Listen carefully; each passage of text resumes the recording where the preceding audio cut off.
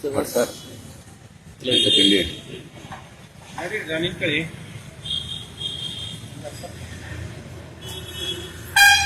Towel ಕೊಡಿ, ಮಾಸ್ಟರ್ಗಳು ಬಂದ.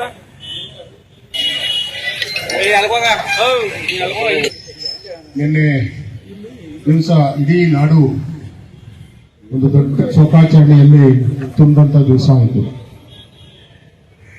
ದೊಡ್ಡ ಪರಿಸರ ಪ್ರೇಮಿ, ವೃಕ್ಷ ಮಾತೆ, ಪದ್ಮಶ್ರೀ ಪ್ರಕ್ಷಿತರು ಆದಂತಹ ಸಾಲುಮರದ ತಿಮ್ಮಕ್ಕರವರು ನಮ್ಮನ್ನೆಲ್ಲ ಅಗಲಿ ಇಹಲೋಕ ತ್ಯಜಿಸಿದ್ದಾರೆ. ಸಾಲುಮರದ ತಿಮ್ಮಕ್ಕ ಭೌತಿಕವಾಗಿ ನಮ್ಮ ಜೊತೆಯಲ್ಲಿ ಇಲ್ಲದೇ ಇರಬಹುದು, ಆದರೆ ಅವರು ನೆಟ್ಟು ಪೋಷಿಸಿದಂತ ಸಾವಿರಾರು ವೃಕ್ಷ ಮಾತೆಯರು ಇವತ್ತು ನಮ್ಮ ಜೊತೆಯಲ್ಲಿದ್ದಾರೆ.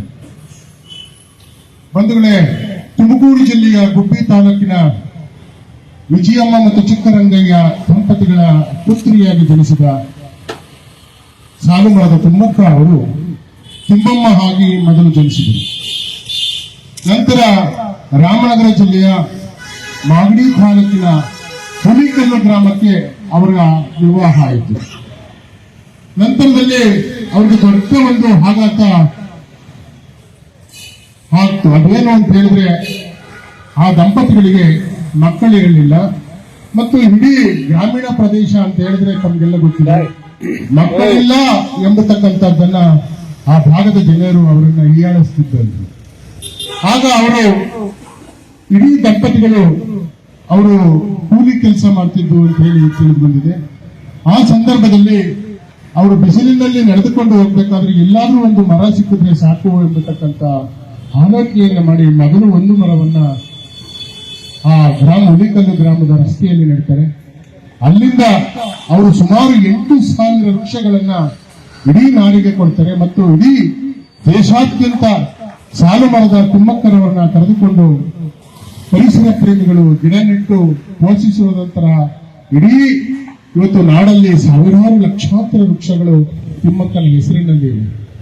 ಇಂಥ ತಿಮ್ಮಕ್ಕರವರ ಸ್ಮರಣೆಯನ್ನ ಈ ದಿವಸ ಕಸ್ತೂರಿ ಕರ್ನಾಟಕ ಜನಪರ ವೇದಿಕೆ ಮತ್ತು ಎಲ್ಲ ಪ್ರಗತಿಪರ ಸಂಘಟನೆಗಳು ಮತ್ತು ತಾಲೂಕು ಕಾರ್ಯನಿರತ ಪತ್ರಕರ್ತರ ಸಂಘ ನೇತೃತ್ವದಲ್ಲಿ ಇವತ್ತು ಆಯೋಜನೆಯನ್ನು ಮಾಡಿದ್ದೀವಿ. ಈ ಒಂದು ವಿಶೇಷ ಕಾರ್ಯಕ್ರಮಕ್ಕೆ ತಾವೆಲ್ಲರೂ ಕೂಡ ಭಾಗಿಯಾಗಿದ್ದೀರಿ. ಇವತ್ತು ಜಿಲ್ಲಾ ವರದಿಗಾರರಂತ ನಮ್ಮ ರಾಜಣ್ಣ, ಪುಟ್ಸೋಮನ ಎಲ್ಲ ಇವತ್ತು ಸಾಕ್ಷಿಯಾಗಿದ್ದೀರಿ ಮತ್ತು ನಮ್ಮ ರವಿಯಣ್ಣ ಇದ್ದಾರೆ, ಮಹೇಶ್ ಇದ್ದಾರೆ. ಹಾಗಾಗಿ ತಮ್ಮೆಲ್ಲರಿಗೂ ಕೂಡ ಅವರು ಆದರ್ಶಗಳನ್ನ ನಾವೆಲ್ಲರೂ ಪಾಲಿಸುವ, ನಾವು ದಿನಕ್ಕೊಂದು ಮನೆಯ ಮುಂದೆ ಒಂದು ಗಿಡ ನೆಡುವಂತಹ ಒಂದು ಬಣವನ್ನ ತೊಡೋಣ ಅಂತ ಹೇಳಿ ಇವತ್ತು ನಮ್ಮೆಲ್ಲರ ನೆಚ್ಚಿನ ಗುರುಗಳಾದಂತ ನಮ್ಮ ಲಿಂಗಪ್ಪನವರು ಮಾತಾಡ್ತಾರೆ. ಆನೂರು ಚೆನ್ನಪ್ಪಣ್ಣ ಅವರು ದೊಡ್ಡ ಪರಿಸರ ಪ್ರೇಮಿಯಾಗಿದ್ದಾರೆ. ಒಂದೆರಡು ನುಡಿಗಳನ್ನು ಆಡಬೇಕು ಅಂತ ಹೇಳಿ ಪುಷ್ಪಾರ್ಚನೆಯನ್ನು ಇದು ಮಾಡ್ತೀವಿ.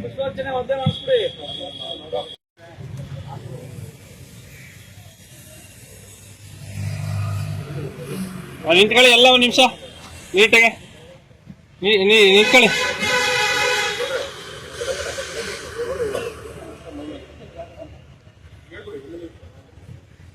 ಸ್ನೇಹಿತರೆ, ಸಾಲುಮರದ ತಿಮ್ಮಕ್ಕ ಅವರಿಗೆ ಭಾವಪೂರ್ಣ ಶ್ರದ್ಧಾಂಜಲಿ.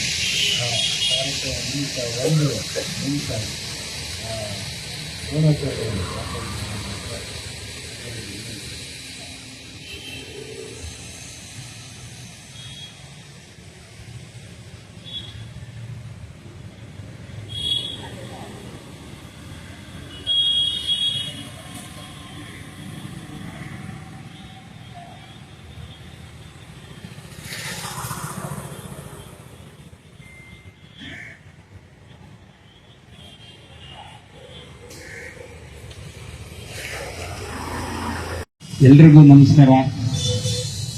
ಈ ಸಮಾಜದಲ್ಲಿ ನಾವು ಬದುಕಿದ್ದೀವಿ. ಸಮಾಜ ನಾವು ಏನು ಮಾಡೋಕ್ಕಾಗಿಲ್ಲ ಅಂದ್ರೆ ನಾನು ಈ ಸಮಾಜ ಏನಾದ್ರೂ ಮಾಡಬೇಕು ಅನ್ನೋದು ಗುರಿ. ಅದನ್ನ ಮಾಡಿದವರು ಸಾಲುಮರದ ತಿಮ್ಮಕ್ಕ. ನಾವೀಗ ಬದುಕಿದ್ವಿ, ಬದುಕಿ ಉಸಿರಾಡ್ತಾ ಇದ್ದೀವಿ ಅಂತಂದ್ರೆ ನಮ್ಗೆ ಆಮ್ಲಜನಕ ಬೇಕಂದ್ರೆ ನಮ್ಗೆ ಮರಗಳೇ ಸಾಕ್ಷಿ.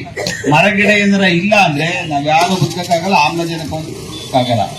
ಆ ಅಮ್ಮ ಸಾವಿರಾರು ಮರಗಳನ್ನ ನೆಟ್ಟಿರೋದ್ರಿಂದ, ಆ ಕುಡಿದಿರೋದ್ರಿಂದ 114 ವರ್ಷ ಇವತ್ತು ಬದುಕಿದ್ದಾರೆ.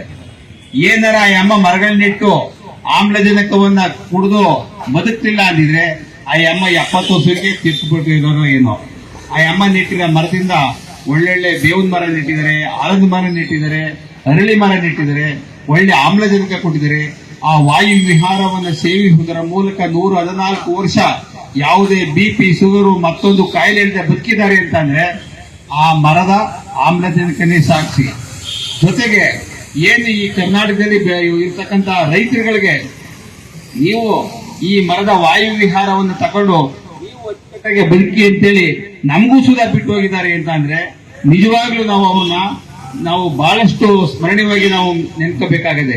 ಆ ಅಮ್ಮ ಮಾಡಿರ್ತಕ್ಕಂಥ ಉಪಕಾರನ ನಾವುಗಳು ಸುಧಾ ಒಂದೊಂದು ಗಿಡವನ್ನು ನೆಡುವುದರ ಮೂಲಕ ನಾವೆಲ್ಲ ಆಮ್ಲಜನಕವನ್ನ ರೈತ ಅದೇ ಒಂದು ದೊಡ್ಡ ಗೌರವ, ನಮ್ಗೆ ಒಳ್ಳೆ ಆಮ್ಲಜನಕ ಸಿಗ್ತದೆ ಅಂತ ಹೇಳ್ತಾ ಆ ಅಮ್ಮ 114 ವರ್ಷ ಬದುಕಿ ನಮ್ಮೆಲ್ರಿಗೂ ಒಂದು ಮಾದರಿ ಆಗಿದ್ದಾರೆ.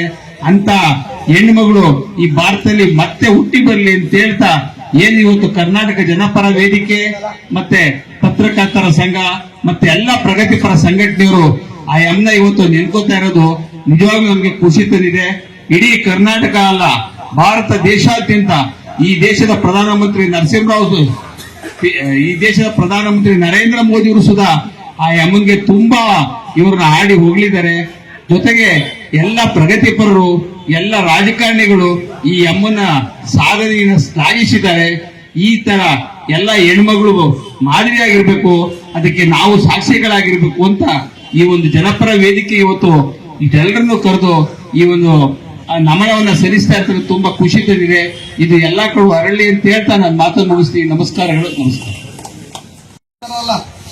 ನಾವೇ ಗಿಡ ನೆಟ್ಟು ಅದನ್ನ ಪೋಷಣೆ ಮಾಡಿ ಆ ತಾಯಿ ದೊಡ್ಡದಾಗಿ ಬೆಳೆದಿರುವಂತಹ ಸಾಧನೆ ಏನಿದೆ ಅದನ್ನ ನಾವು ಕೂಡ ಮಾಡಿ ಪ್ರತಿಯೊಬ್ಬರು ಪ್ರತಿಜ್ಞೆ ಮಾಡಬೇಕು ಅಂತ ಈ ಮೂಲಕ ನಾನು ಕೇಳ್ಕೊಳ್ತೀನಿ. ಅವಕಾಶ ಕೊಟ್ಟಂತಹ ಅಧ್ಯಕ್ಷರಾದ ಉಮಾಶಂಕರ್ ಅವರಿಗೆ ಹಾಗೂ ಎಲ್ಲ ಸ್ನೇಹಿತರಿಗೆ ವಂದಿಸ್ತಾ